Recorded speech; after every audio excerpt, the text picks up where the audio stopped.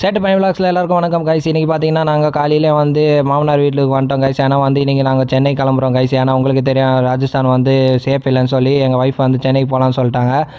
Evening தான் train. சரி அது வரைக்கும் வந்து வீட்டுக்கு கொஞ்சம் தள்ளி வந்து ஒரு ஃபங்க்ஷன் இருந்தது. சரி நடந்து போயிடலாம். ஏன்னா மாமனார் வந்து வெளியே போயிருக்காரு, இல்லை அவர் டிராக்டர் எடுத்துகிட்டு வருவார். நாங்கள் பார்த்தீங்கன்னா அப்படியே எங்கள் மெகந்தி தோட்ட சைடாக பார்த்தீங்கன்னா நந்தே வந்து இப்போ கொஞ்சம் நேரத்தில் வந்து ஃபங்க்ஷன் ரீச் ஆகிடலாம்னு சொல்லி வர வழியில் பார்த்தீங்கன்னா அப்படியே செல்ஃபி எடுத்துக்கின்னு ஸ்ட்ரைட்டாக நாங்கள் பார்த்தீங்கன்னா ஃபங்க்ஷன் ரீச் ஆகிட்டோம். கொஞ்சம் நேரத்தில் வந்து ஃபங்க்ஷன் வந்ததுக்கப்புறம் சரி சாப்பிட போகலான்னு சொல்லி சாப்பிட உட்காந்துட்டோம் கைஸ். நானே என் ஒய்ஃபோட அக்கா பசங்க நல்லா சாப்பிட உட்காந்துட்டோம். போகும்போது அப்படியே லாஸ்ட்டாக சாப்பிட்டு போகலான்னு சொல்லிட்டு திரும்பி பார்த்தீங்கன்னா சாப்பிட்டு முடிச்சு நாங்கள் வீட்டுக்கு கிளம்பிட்டோம் கைஸ்.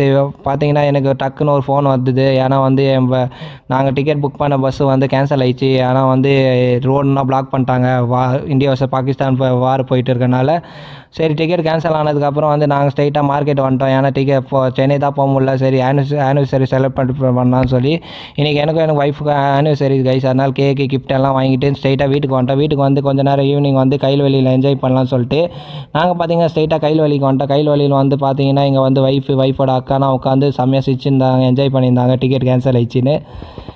அவங்களும் வந்துட்டு சரி இன்னும் 2 நாள் நீங்கள் இருப்பீங்கன்னு சொல்லி செம்ம என்ஜாய்மெண்ட் அவங்களுக்கும். அதுக்கப்புறம் எங்கள் வீட்டு பக்கத்து வீடே வந்து ஒரு ஃபங்க்ஷனு. சரி அங்கே வந்து சாப்பிட கூப்பிட்டாங்க.